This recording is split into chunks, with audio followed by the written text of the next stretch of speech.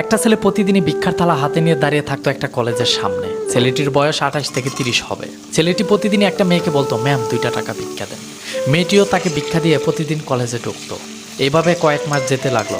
হঠাৎ একদিন ছেলেটি মেয়েটিকে ডেকে বললেন, ম্যাম আমি আপনাকে একটা কথা বলতে চাই, আপনি যদি রাগ না করেন। আমি আপনাকে অনেক অনেক পছন্দ করি, আমি আপনাকে অনেক ভালোবাসি। এই কথাটি শোনার পর মেয়েটি রাগের মাথায় তাকে বলল, আপনি কি চিনেন আমি কে?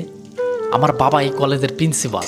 আমি যদি আর কোনো দিন আপনাকে এই কলেজের সামনে দেখি না, আমার বাবাকে বলে আমি আপনাকে পুলিশে ধরিয়ে দেব।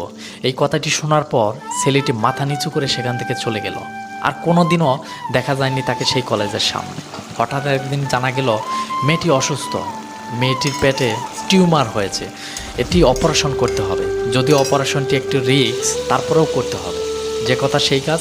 মেয়েটির অপারেশন সাকসেসফুল হলো একটা হসপিটালে। মেয়েটি সুস্থ হলো। সুস্থ হওয়ার কয়েকদিন পরে মেয়েটি যখন চলে